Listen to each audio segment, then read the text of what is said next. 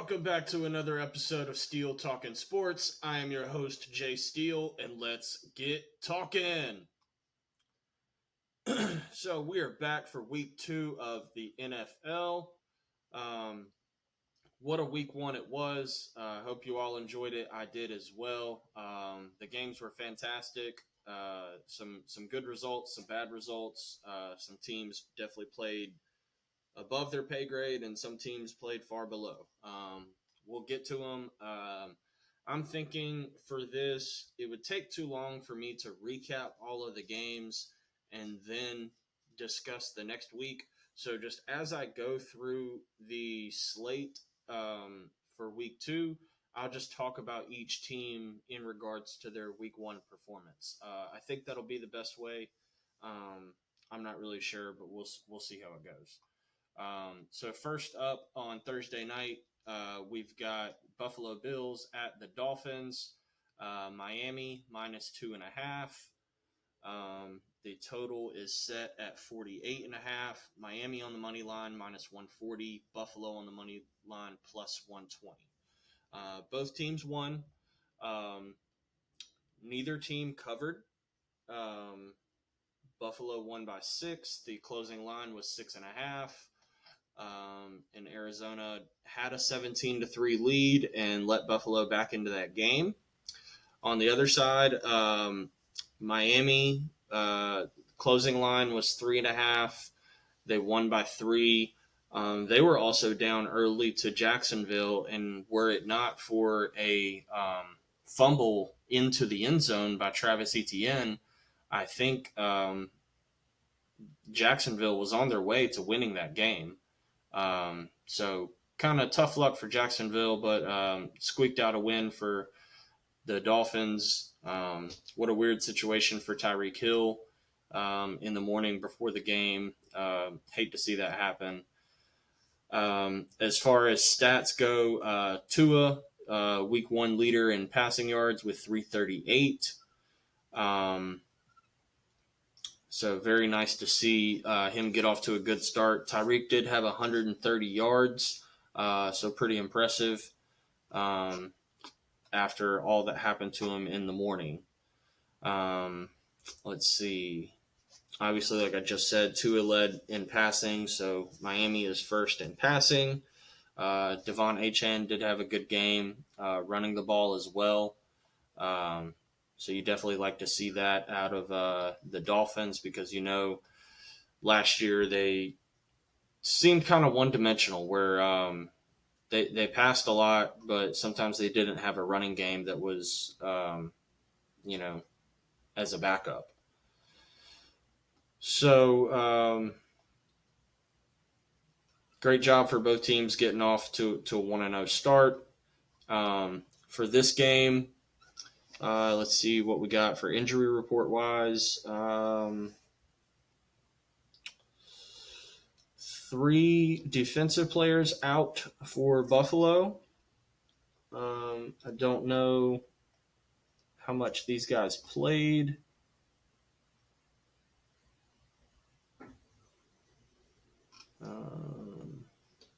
So it looks like Javon Solomon, defensive end, Dwayne Smoot, defensive end, and Teron Johnson, cornerback for Buffalo, all out for this game. Devon Achane is questionable, as well as Elijah Campbell for Miami. And Raheem Mostert is out. So Miami looks pretty thin at the running back position. Let's see what this injury report is on Achane. Is his ankle listed as questionable? Availability determined based on how he fares in pregame workout. And that was 19 minutes ago, and this is at 10 o'clock in the morning. So it looks like he's questionable. He only had 10 carries for 24 yards and a touchdown in the game on Sunday. So not off to a hot start, but in this game, honestly, it's hard to say with the injuries at the running back position. That makes me want to take Buffalo. Buffalo did look weak early against Arizona, but I don't know. It's hard to say here. I thought Miami was going to put up a lot of points against Jacksonville, and that was a pretty weak game. All in all, just being me, I mean, 20-17, whatever it was.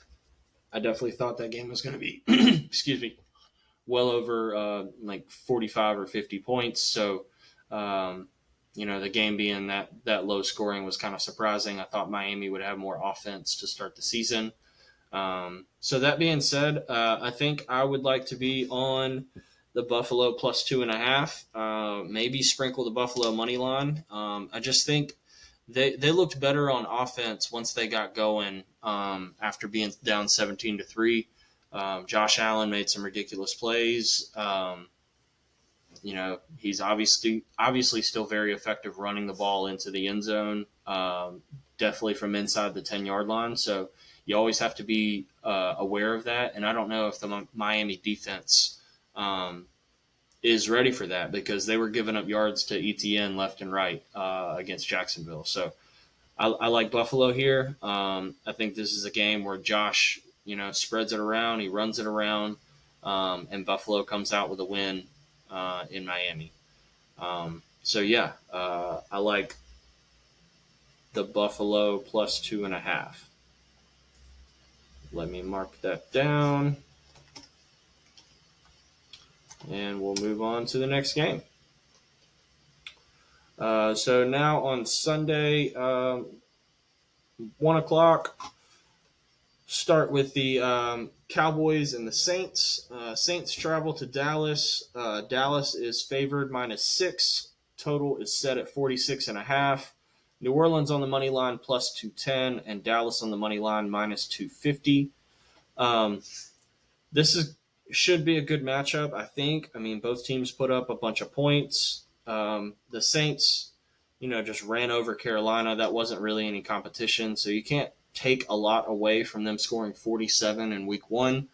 They were at home. They were playing one of the worst teams in the league, and Bryce Young did not look good as quarterback, so New Orleans was teeing off on the defensive line. They do have 5 players listed on questionable status for Sunday. Marshawn Lattimore, Tyrann Mathieu, Dallin Holker, Talise Fuaga, I hope I pronounced that right, and Foster Moreau. So not a good look. Cowboys, on the other hand, Jake Ferguson, the tight end, looked like he kind of tweaked a knee or something, so he's questionable. Marshawn Nealon, defensive end, and C.J. Goodwin, cornerback, also questionable as well. But Dallas looked really good against Cleveland, 33-17. The score was not even that close. Jerome Ford got a garbage touchdown with 30 seconds to go. Otherwise, I mean, it was a 20-point game for a long time. The Dallas defense did a great job getting off the line and getting after Deshaun Watson. Deshaun Watson did not look very good. He was not effective throwing the ball downfield.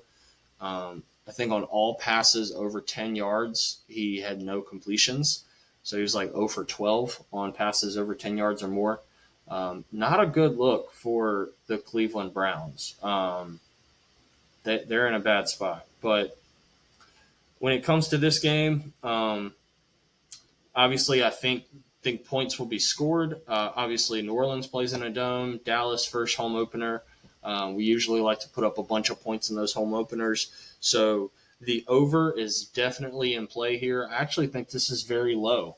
But that's probably, we're looking at like a Dennis Allen defense for the Saints. I think that's their head coach, if I get that right. I'm bad with coaches.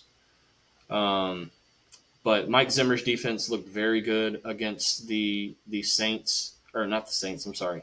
The Browns.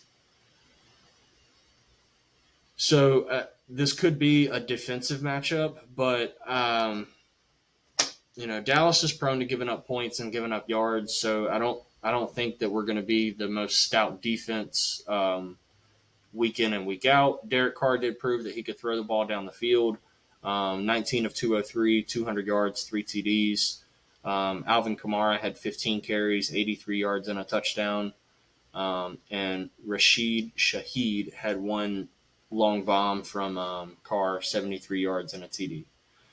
I definitely like the over at 46.5. I think Dallas wins by a touchdown. I would definitely get on the -6 before it gets up to a 7. Because there were definitely some both 6.5 point spreads on Sunday. The underdog covered, with that being Arizona and the Rams. The Rams, I know the opening line was 3.5.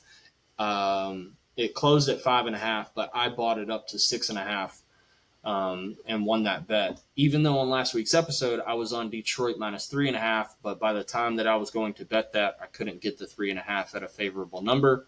So I went with the other side on the Rams. So it's kind of a technicality, but by my accounting, two 6.5s covered. So I don't know. I should put an asterisk there. It's only one, with that being Arizona. So either way, I like Dallas -6. I like the over. I think this should be a pretty good game. I easily see this getting to 50 points, maybe even 60. I think the over is definitely the easiest play on that game. But Dallas -6 for sure. You're never going to hear me not take Dallas unless we're playing the Chiefs, maybe.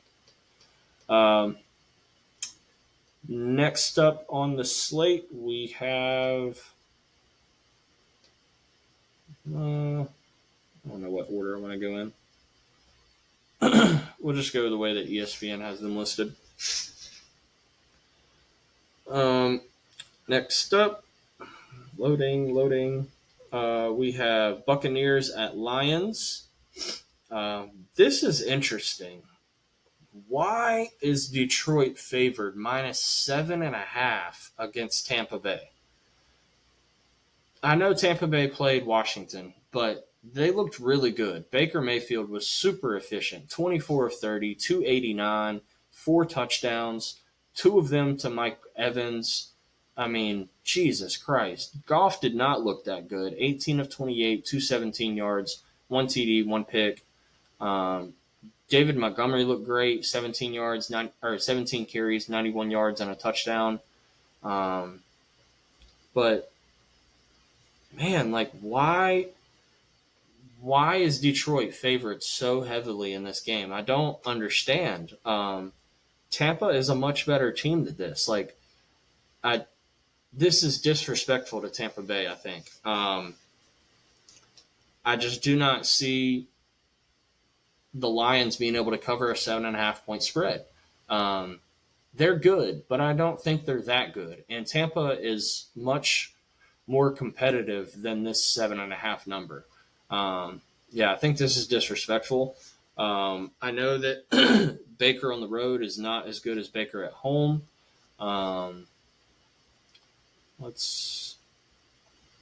We'll look that up.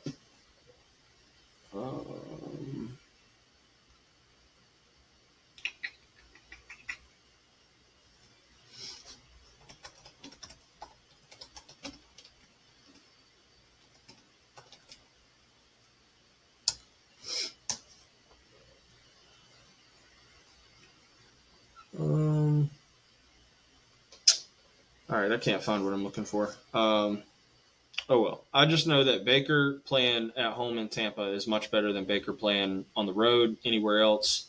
But for this game, I like what I saw out of the Buccaneers the first game. They can put up points. The Lions look like they're kind of struggling to put up points. They got that win in overtime, but it was not pretty. They easily could have lost that game. So I'm going to be on Tampa plus the 7.5. I think the total at 51.5 is a little high. I could see this being a lot closer game. Honestly, much like the game that Detroit played on Sunday night against the Rams, 26-20. That sounds much more likely. And in that spot, Tampa would cover that spread. So, I'm going to be on Tampa plus the 7.5. I think that's way too much. Tampa's such a good team. They've gotten much improved. The Todd Bowles defense is exceptional.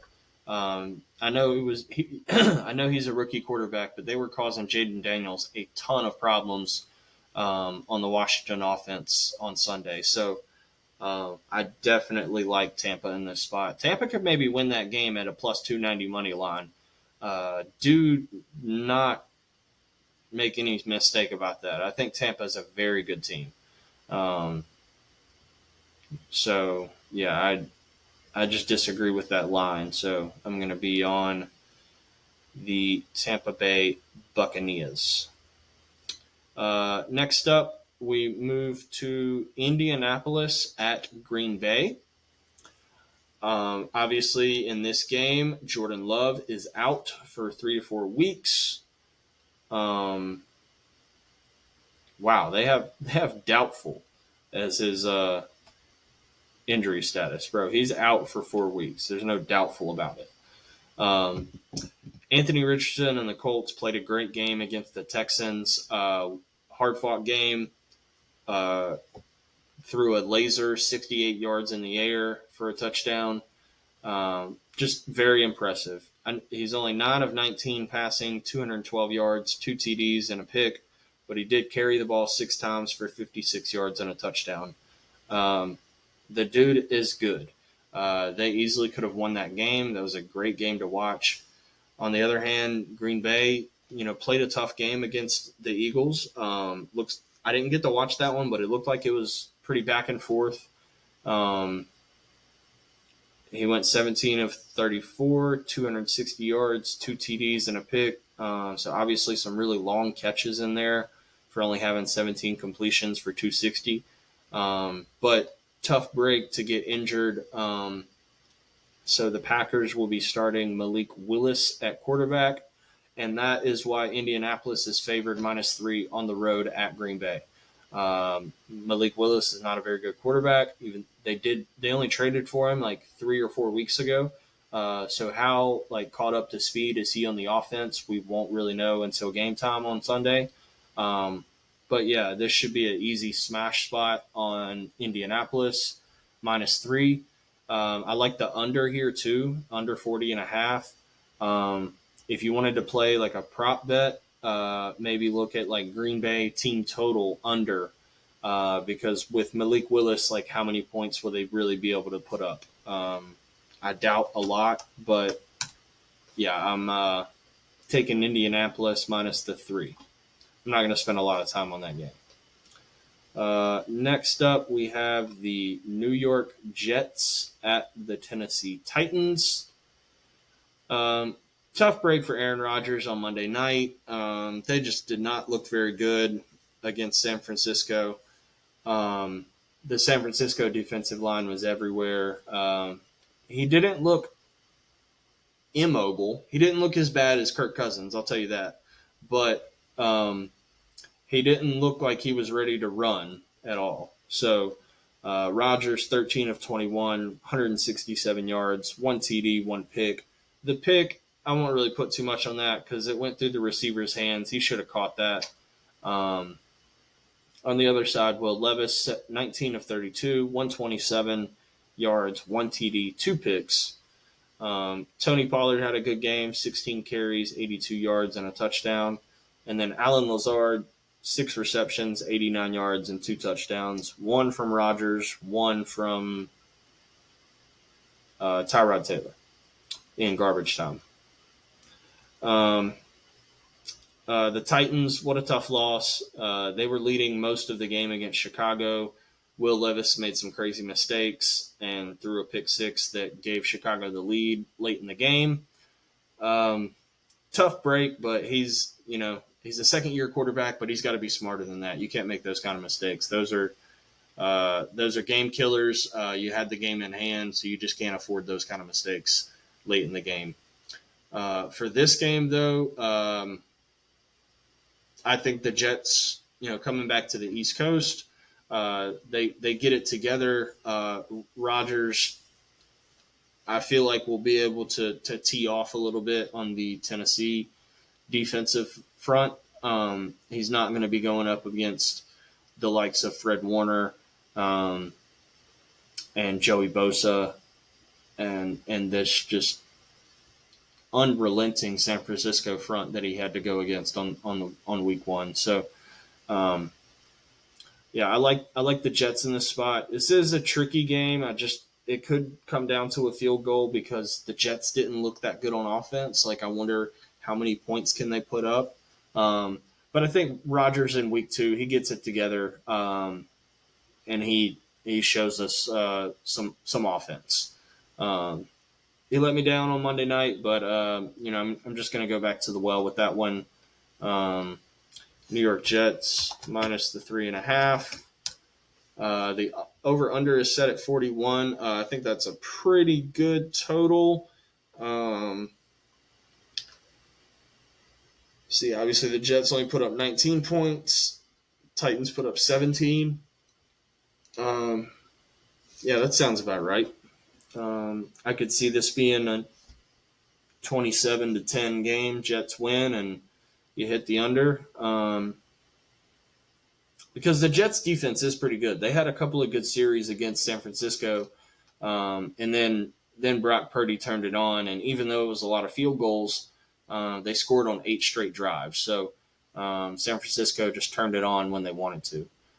But I do think against other competition that's not San Francisco, the Jets defense will be very good. So I like the Jets minus the 3.5. The under sounds like a good bet, but I'm not going to be messing with that. Next up, we have San Francisco traveling to Minnesota. San Francisco minus 5.5. Total is set at 45.5. San Francisco on the money line minus 250. Minnesota on the money line plus 210. Brock Purdy looked very good. Super efficient. Didn't make any mistakes. Just played a great game. 19 of 29, 231 yards. But he didn't need to do a lot because Jordan Mason, the backup running back, was doing a great job with McCaffrey out of the game. 28 carries, 147 yards, and a touchdown. Excellent job. On the other hand, Minnesota, they beat up on the Giants. The Giants are bad, but still, like Sam Darnold, 19 of 24, super efficient, 208 yards, 2 TDs, 1 interception. But, it's okay. 4 receptions, 59 yards, and a touchdown for Justin Jefferson. Aaron Jones, 14 carries, 94 yards, and a touchdown. I was impressed by this Minnesota team. I know it's the Giants, but still, they came out and played a pretty complete game. So it looks like Kevin O'Connell, even without J.J. McCarthy, can call a good game. It's tough. This is a tough game. I do see on the injury report, McCaffrey's still questionable. Jawan Jennings is questionable. On the Minnesota side, Andrew Van Ginkel, Garrett Bradbury, the center, Jordan Addison, wide receiver, TJ Hawkinson, the tight end, is out until October. So they're missing some pieces as well. Now, obviously, San Francisco looked very good. They turned it on when they wanted to against the Jets, ended up winning, by plenty of margin, 32-19, when it was kind of slow and stagnant for the first half of the game. So, I don't know. Can they carry that into week 2? Probably. They look really good. If McCaffrey is back, I like it even better.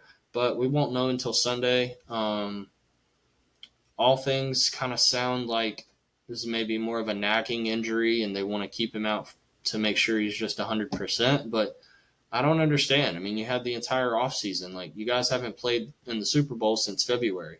What's he been doing? Not rehabbing? I don't understand. So, either way, I think San Francisco looked pretty good. I would imagine that Kevin O'Connell can draw up some defensive scheme with Brian Flores to slow down Jordan Mason. But they've got Debo. They've got Brandon Ayuk. He wasn't really up to speed yet. They still have George Kittle. Like, Purdy was spreading the ball around. I don't see any reason why San Francisco can't cover this 5.5 on the road.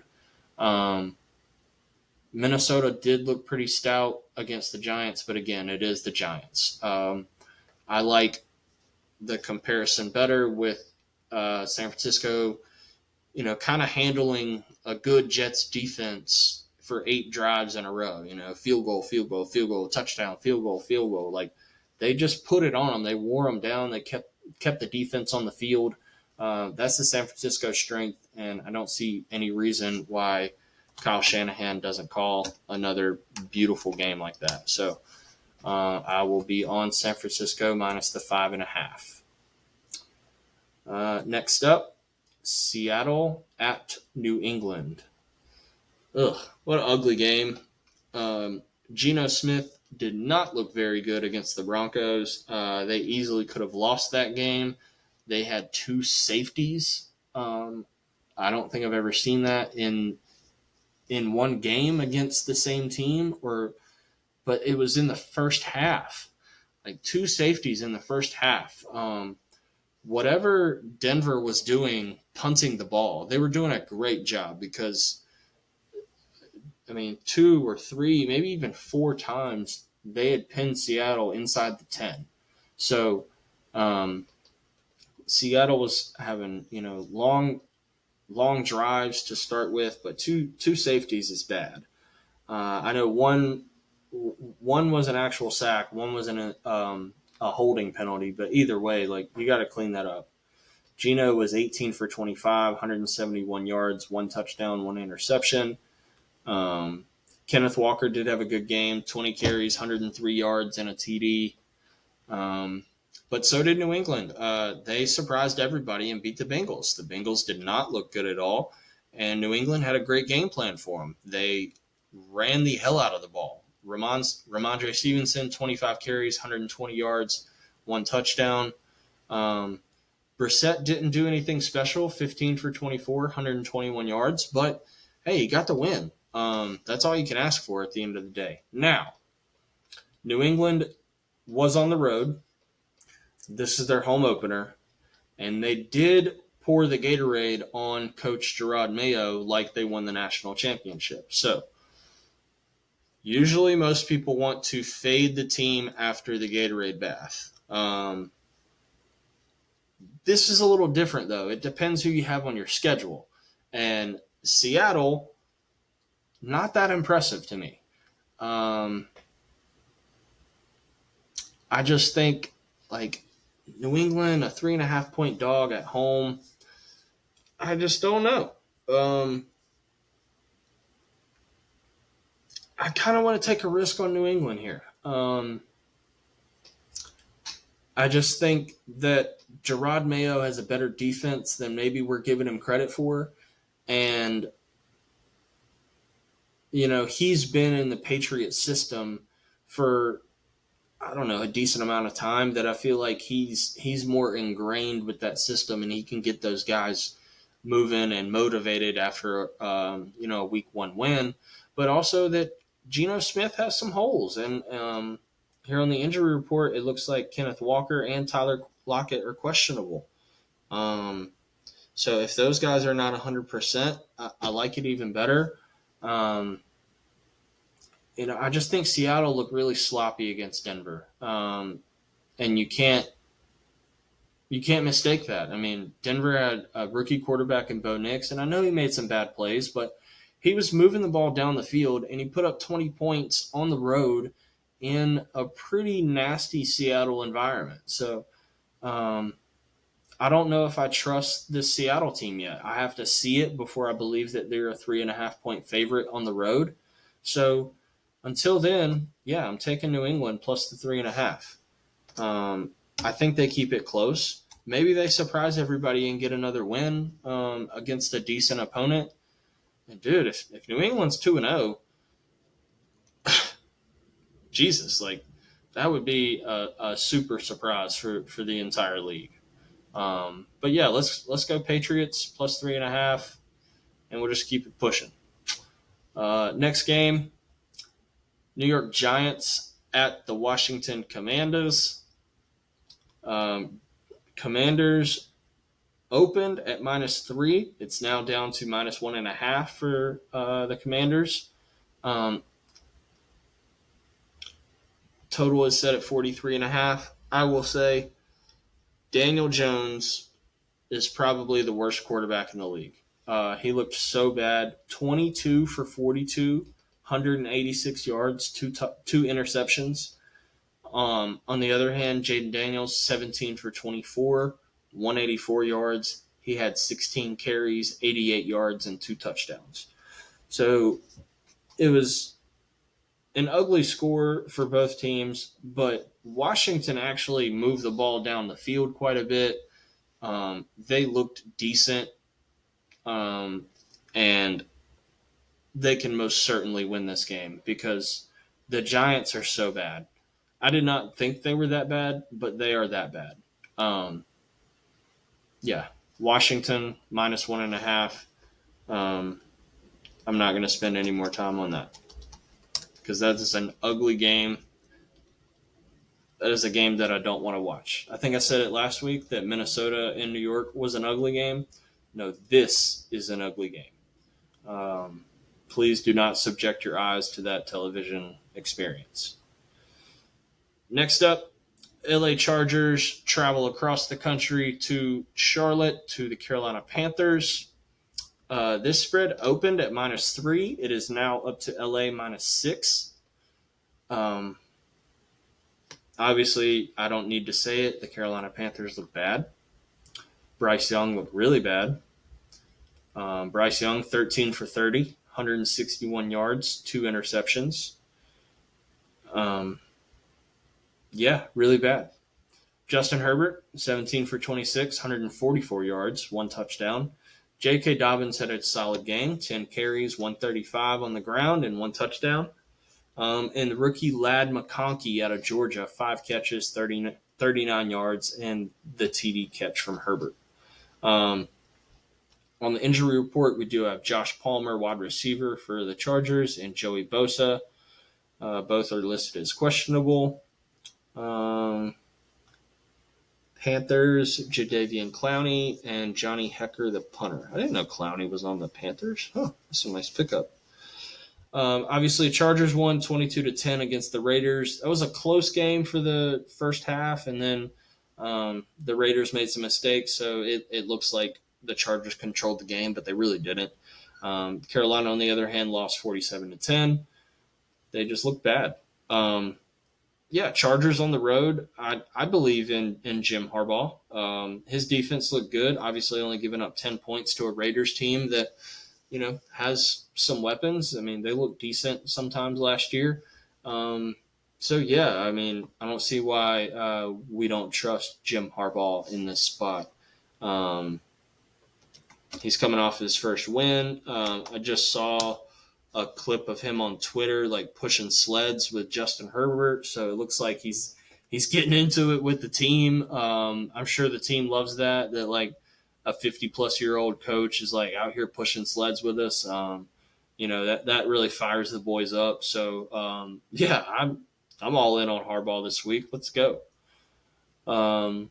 Next up, let's move on to Cleveland at Jacksonville. Obviously, Cleveland looked pretty bad against Dallas. Deshaun Watson looked confused or just out of sorts. I don't know. He looked really bad. Their offense, didn't move the ball down the field a lot. When they did, tons of offensive penalties. Not a lot of defensive penalties, but they gave up yards to the Cowboys just over and over and over. So the defense did not look that great. The only thing is, like, Myles Garrett did a great job of, beating his blocks and getting to Dak and making him pressured a little bit. But the Cowboys did a great job of, chipping with the running back or the tight end and really helping out to make sure that Dak had enough time to throw the ball. So the Browns got to work on that, find some different schemes to be able to get after the quarterback. I do think that they have a good spot here in this week against Jacksonville. But Jacksonville, surprised me last week by coming out and, getting out to a lead against Miami. I kind of thought the other way around, that Miami would get out to a hot start and maybe Jacksonville would creep into it late and get the backdoor cover. But it was totally the opposite. Jacksonville was hot early, and then the second half woes came and they looked bad. Um, Watson in game one was 24 of 45, 169 yards, one touchdown, two interceptions. Trevor Lawrence, 12 for 21, 162 yards, one TD. Jerome Ford, 44 yards, one touchdown. Tank Bigsby, 12 carries, 73 yards. Gabe Davis did have 3 catches for 62 in his first appearance as a Jaguar. I don't know about this game. Kind of an ugly game, to be honest. I would like to back Jacksonville just because I don't like the Browns. But I have a feeling that the Browns defense is going to give Trevor Lawrence more problems than he knows what to do with. Um, hmm. No, you know what? Cleveland is +3 on the road after a pretty awful offensive performance. I just don't think they can put up points. So, yeah, let's go Jacksonville -3. Um, that's probably not a game that I would bet, but for the sheet purposes and keeping a tally, we'll go with that. Next up, let's move on to Vegas at Baltimore. This is a pretty ugly game on this slate, to be honest. Where to go? Here we go. So 1 o'clock in Baltimore. Ravens -9 now. It opened at 7.5. It's now up to -9. Obviously, the Ravens played on Thursday night last week against the Chiefs. Were it not for Isaiah Likely's big toe, they would have won the game or gone to overtime. Oh, no. They were going for 2. That's right. Yeah. They thought they'd scored the touchdown. Harbaugh wanted to go for 2. Yeah, so that was a crazy ending to a game. Honestly, the Ravens didn't look all that good. The Chiefs' defense was very good. And the Ravens' offense struggled until late in the game when you could kind of tell that the Chiefs were playing like prevent defense. They were playing super deep safeties. So they were willing to give up some yards, but not a lot of mistakes on the Baltimore side. Obviously, Lamar had a pretty good game, 26 for 41, 273 and a touchdown. He carried the ball 16 times for 122 yards. Jesus, I didn't realize that. And then Isaiah Likely had 9 catches for 111 and 1 touchdown, and could have been 10 catches and 2 touchdowns, but, that big toe. Overall, the thing I will say about Lamar in game one is that I know that they've given him more control of the offense, and that's a good thing. But I think he took too much control in that game. I thought too many times he changed the play at the line of scrimmage and changed into a bad play, or that was like a 1-yard run or a negative run or an incomplete pass. Sometimes I just think he needs to go up to the line of scrimmage and just run the play because he's so fast that even if he drop backs and immediately does not like what he sees, abort into a QB draw and just run, bro. Because you're so fast, and most people cannot keep up with you or even get a hand on you to tackle you. So I thought that there were too many times that he changed the play when he didn't need to change the play. So I'm sure they tweaked that this week. I'm sure they look a lot better against the Raiders. Now, Max Crosby is a monster on the defensive line for the Raiders, so make no mistake about that. He can certainly get after the quarterback. But Gardner Minshew on the road in Baltimore with the Baltimore defense, no thank you. I don't want any part of that. I honestly don't want any part of this Ravens -9, but if you like parlays or teasers, I definitely think the Baltimore is a perfect teaser leg. If you're going a 4-point teaser, you can get Baltimore down to -5. If you're using the 6-point teaser, obviously you can get them down to -3. I would love that, but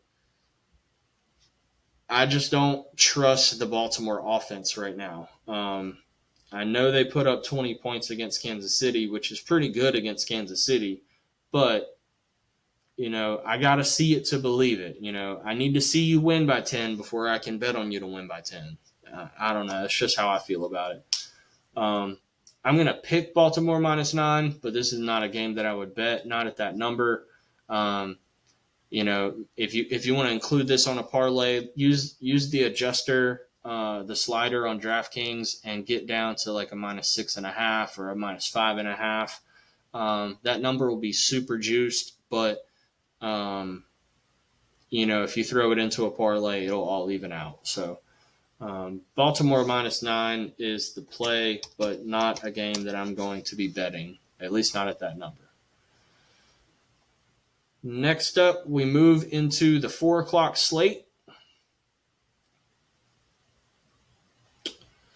First up on that list is LA Rams at Arizona Cardinals.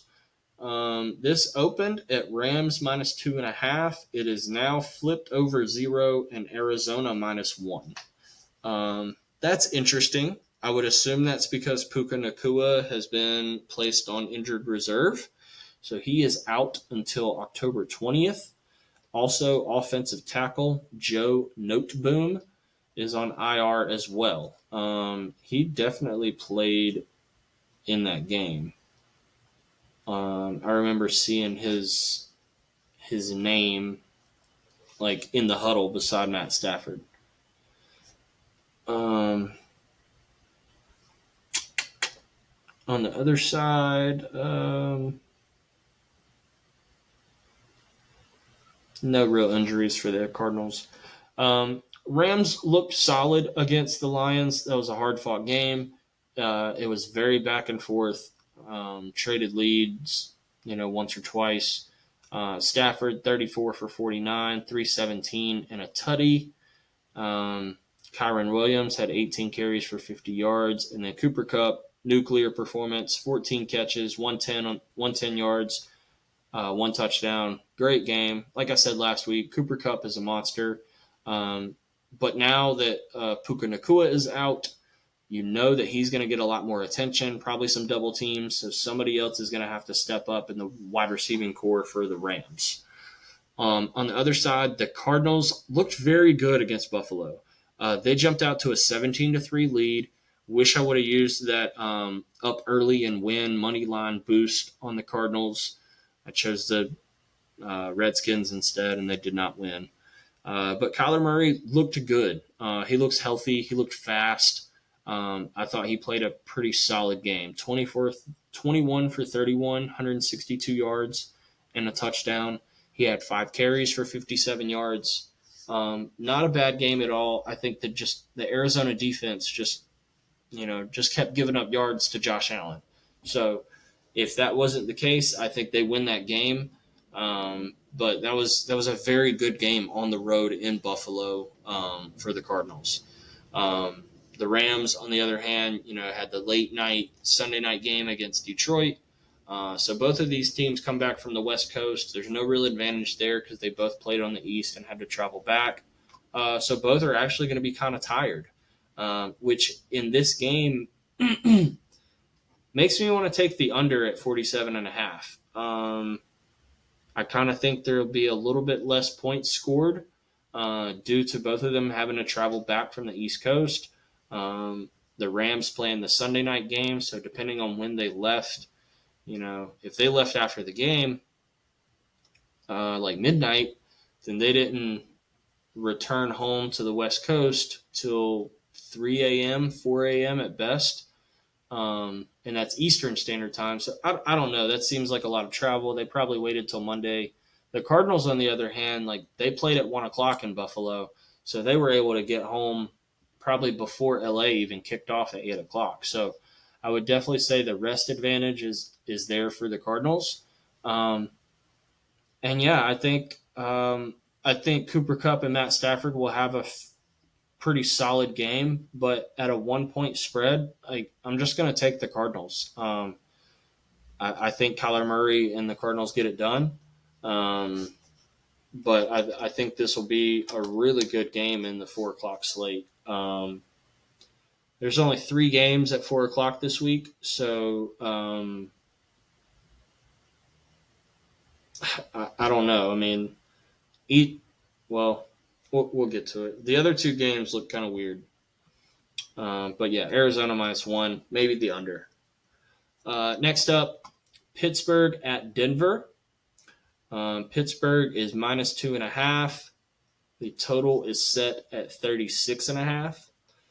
This actually opened at Denver -0.5 point, which is, even both ways, basically. But now it's moved to Pittsburgh -2.5. Total opened at 40.5, and it's now down 4 points to 36.5. Pittsburgh on the money line -140. Denver on the money line +120. Honestly, I don't know how Pittsburgh won that game with 6 field goals, but they got it done. Justin Fields did not look that bad, but he did not look that good. But he did enough to win the game. I think that was more Kirk Cousins and Atlanta being so bad rather than Pittsburgh being very good. But if you're Pittsburgh, you still have Mike Tomlin and you still have TJ Watt. And basically for Pittsburgh, that's all that you need. As long as you can field 10 other players on defense, TJ Watt will get it done. That guy's an animal.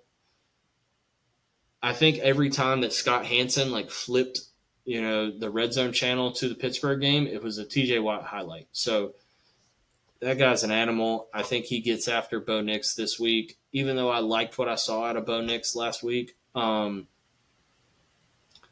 I think this is going to be a game where it's like, welcome to the league, rookie, because TJ Watt is here.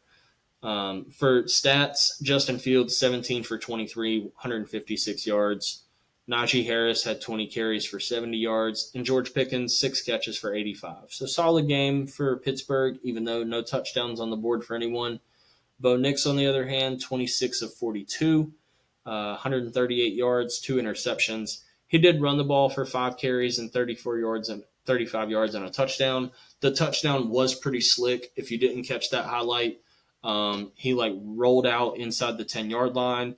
He had 2 defenders, and he did a slick pump fake to the right corner, got the linebacker to bite, and then he did a nice clumsy spin move into the end zone. It was nice. I liked it. Was happy to see Bo have a solid game. I know he has 2 interceptions, but at Seattle on the road with the loud stadium and the 12th man, I'm not mad about that at all. I think he played a great game. But this game is going to be tough. Pittsburgh minus the 2.5 seems easy as pie. I know Sean Payton has a good program. He's going to be fired up against Mike Tomlin, but he does not have an answer for TJ Watt. That is all that you need to say. Moving on. Last 4 o'clock game. Cincinnati at Kansas City. And holy crap, did Cincinnati look bad. Obviously, that's the big shocker of the weekend. 8.5 point favorite, losing outright at home to New England. What are you doing? I don't know, but in my opinion, the entire Cincinnati team looked like they did not want to play for Joe Burrow. I don't get it. The dude is super likable. He's super good. But it looked like they were dropping passes on purpose, man. I don't know. They look so bad. I mean, it was a New England defense, and y'all couldn't muster anything. Lost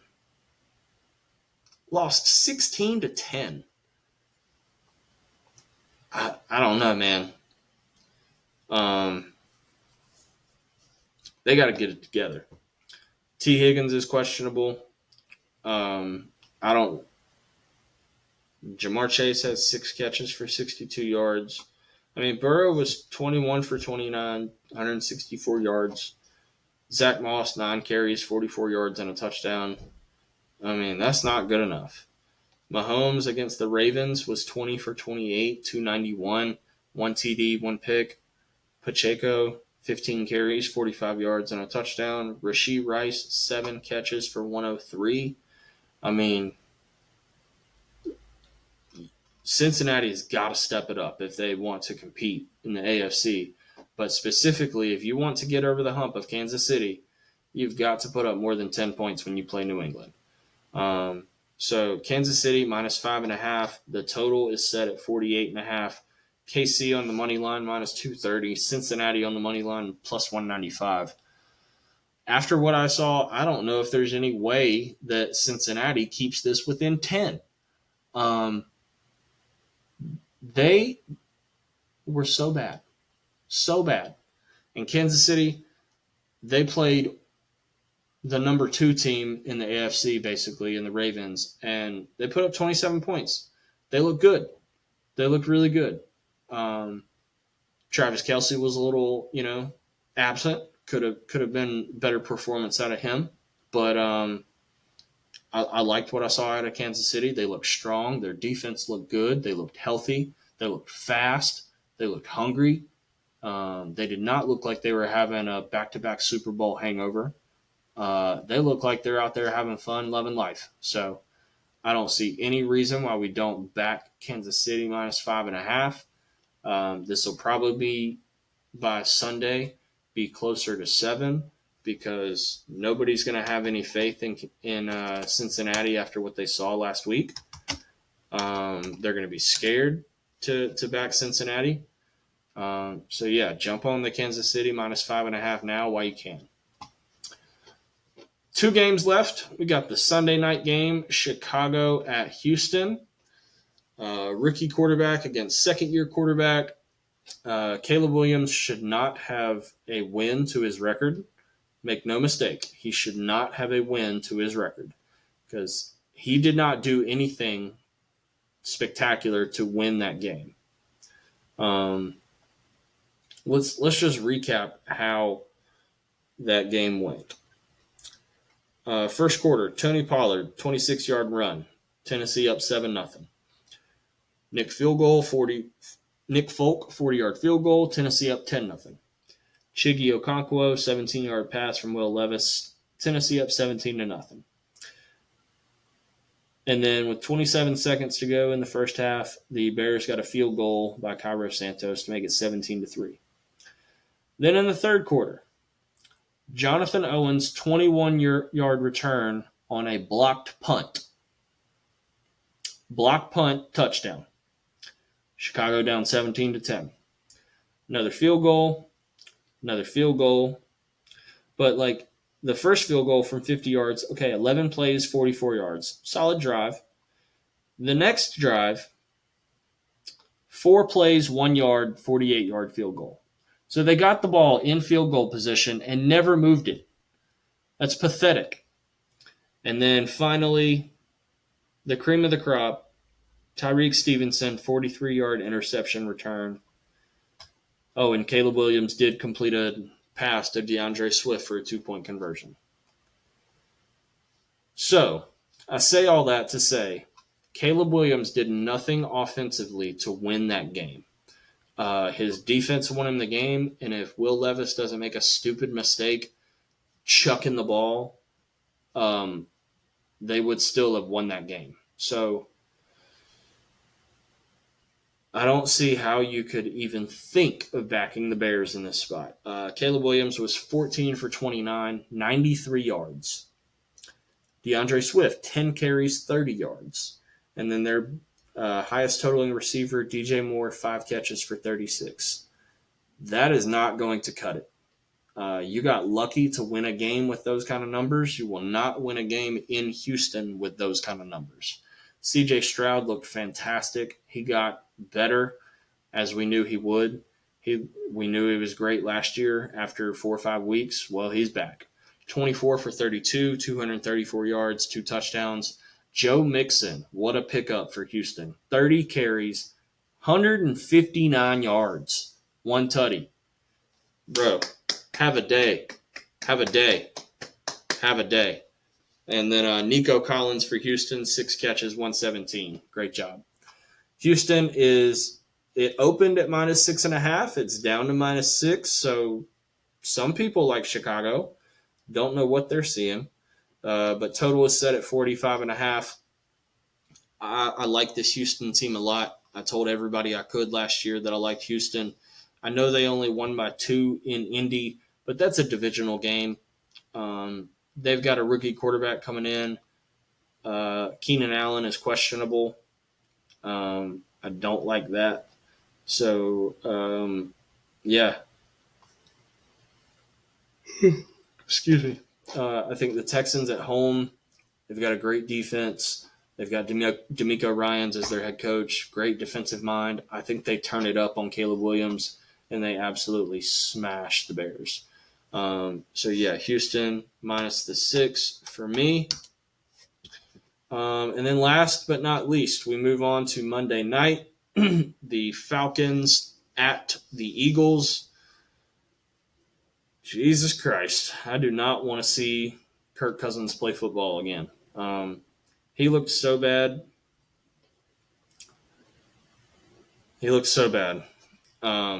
And the Eagles pass rush is no joke either. So if they don't figure out how to get Kirk a bit more protection or somehow make him more mobile in 4 days, I think this is going to be a really rough game for the Falcons.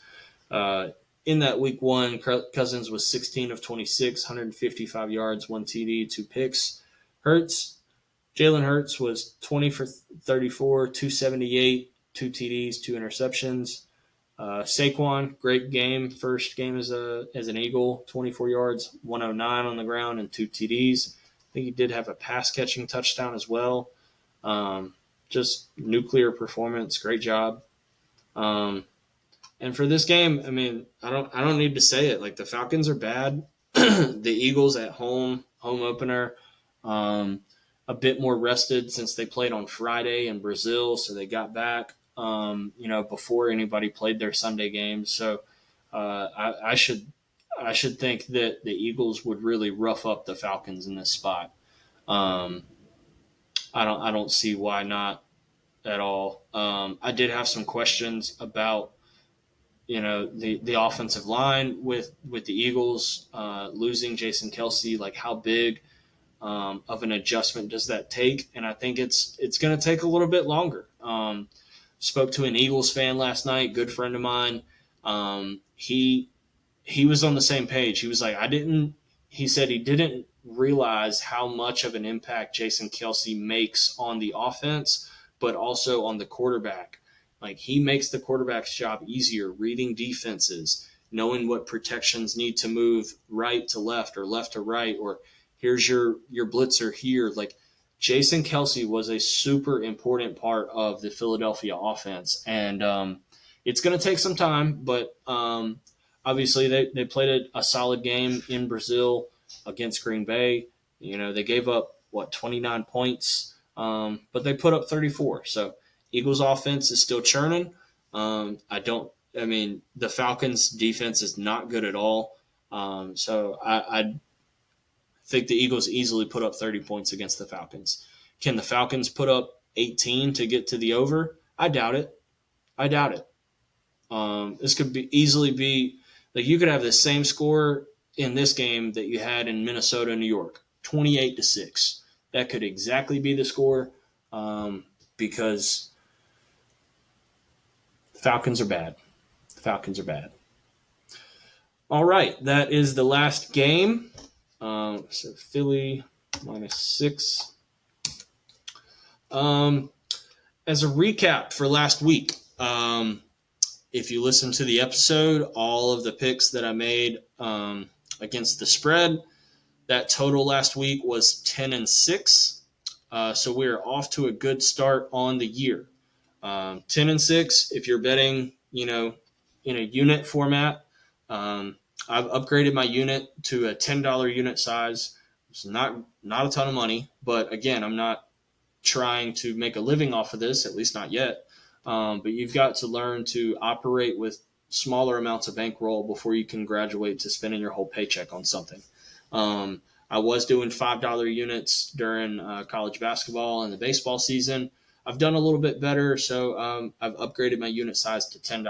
So I did not bet all 16 games like that, but if you were to bet all 16 games like that, at $10 a unit, that would have been $160. You would have won 10 of those games and you would have lost 6. So in total, when all the math worked out, you would have been up around 4 units in profit. So I don't bet every game. Actually, the games that I chose to bet last week, actually, let's run through it. I did a parlay in the 1 o'clock slate, so I didn't have any singles. So that's kind of a wrong way to do things, but that's neither here nor there. Actually, no, I did. I actually went 0-2 in the 1 o'clock slate because I had picked on the episode last week. I picked Indianapolis 2.5, and I actually bet Houston, so that was my mistake. And then I bet Miami minus 3.5, and they won by 3, so that was 0-2. But in the later games, I did very good. I bet Chargers minus 3, got that right. Denver plus 6.5, got that right. Dallas plus 2.5, got that right. I bet Washington money line, so I got that wrong. So that's a total of 3-3. And then LA, I got right at plus 6.5. I adjusted that line. And then I got the Jets wrong. So actual games that I bet, I went 4-4. But as far as my picks on the episode, I went 10-6. So not too bad. Hoping to make some improvements for this week. Let's see how many dogs and favorites we got. Dogs, 1, 2. Whoa. Only 2 underdogs this week. Holy crap. Oh, wait, hold on. That's because I put Tampa minus 7.5. That's wrong. They're plus 7.5. Whoopsie.